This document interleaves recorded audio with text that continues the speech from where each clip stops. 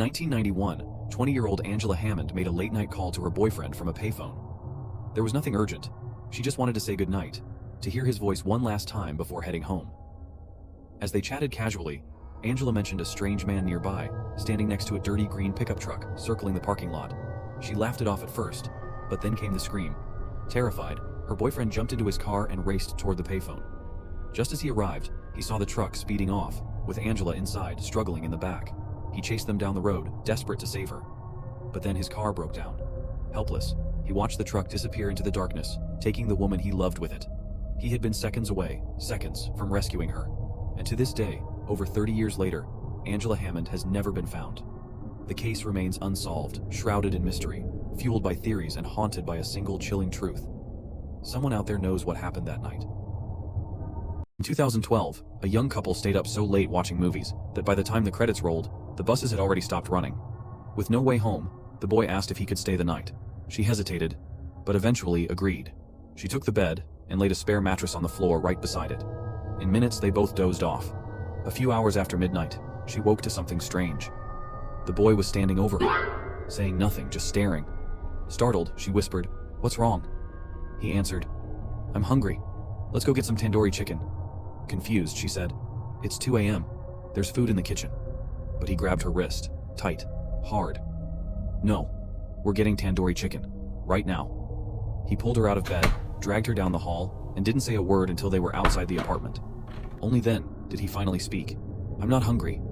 When you were asleep, I saw someone lying under your bed." In 1982, a little girl and her dog were home alone for the very first time. That night, she sat on the couch watching the evening news when a headline made her blood run cold. A serial killer was on the loose, and he'd been spotted in her area. Panicked, she ran through the house, checking every door, every window, twisting each lock twice just to be sure. But in her rush, she forgot one, the small window in the basement. Later that night, she crawled into bed. Her dog, as always, curled up beneath it.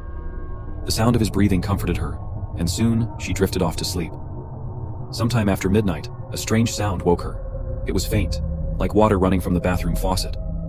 Still half asleep, she reached her hand down and felt a warm, wet lick against her fingers, and lay there for a moment, listening to the dripping continue. Quick pause. If you'd like to support me a bit extra, there's a subscription in my bio. I would really appreciate it, and it genuinely helps me focus on making more videos for you. But curiosity got the best of her. She got up, crossed the dark hallway, and pushed open the bathroom door. The light flickered on. Her heart stopped. Her dog was hanging from the shower, its throat slit open, blood dripping into the tub below. She stumbled back in shock, then caught her reflection in the mirror. And on the glass, written in something dark and red, were the words, "People can lick too."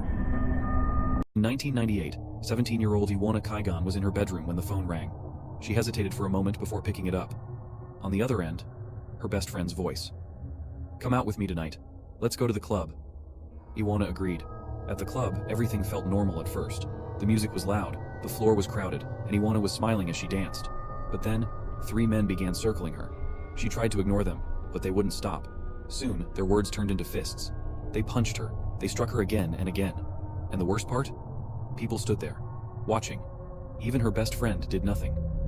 Moments later, Iwona was forced into a white car, driven out of town, away from the lights, away from help, into a lonely, remote area where the real horror began. There, she was beaten so brutally that her entire body was covered in wounds. She was assaulted, and finally, strangled to death. The unthinkable betrayal. The person who lured her out that night, her best friend, was part of it all. By morning, Iwona's body was discovered. But justice? Justice never came, because 14 police officers falsified reports, tampered with evidence, and buried the truth. Iwona never really got justice. In 1979, a teenage girl accepts a babysitting job at an isolated home in the Minnesota woods. After putting the children to bed, she settles on the couch to watch TV, only to be startled by a phone call. She picks it up and hears heavy breathing, when suddenly a man's unsettling voice asks, "Have you checked on the children?" Nervous, she dismisses it as a prank and hangs up. 15 minutes later, the phone rings again. This time the voice asks, "Why haven't you checked on the children?" Panic sets in and she calls 911. The operator advises her to keep the caller on the line if they call back, allowing the call to be traced. Moments later, the phone rings again, and the voice snarls, "Check on the children now." Trembling, she keeps the call connected as instructed. Once more the phone rings. The operator's voice crackles through, urgent and frantic. Get out of the house. The calls are coming from upstairs. Terrified but worried about the children, she hesitates before fleeing outside. She bolted out of the house, her heart pounding in her chest.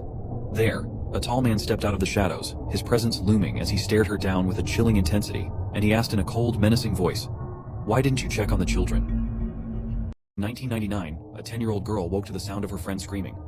Groggy and disoriented, she lifted her head, only to see a shadowy figure looming over her friend, a knife pressed to the girl's throat. Before she could process what was happening, the blade flashed and her friend went silent. The man, satisfied with his work, turned to leave. But then he hesitated. A quick glance back at the room, and his eyes locked onto hers. In an instant, he lunged at her, the cold steel slicing across her throat. Convinced he had finished the job, the man vanished into the night. But he had made a terrible mistake. Clutching her throat, the girl forced herself to move. Stumbling through the house, she made it outside, her vision swimming. She reached another home and banged on the door with all the strength she had left. She tried to scream, to beg for help, but no sound came. Her vocal cords had been severed. When the door finally opened, the horrified resident wasted no time calling 911. Once recovered, she worked with the police to create a sketch, one that would ultimately lead to the capture of Tommy Lynn Sells, the ruthless serial killer known as the Coast to Coast Killer. His reign of terror ended in a Texas courtroom, where he was sentenced to death and later executed.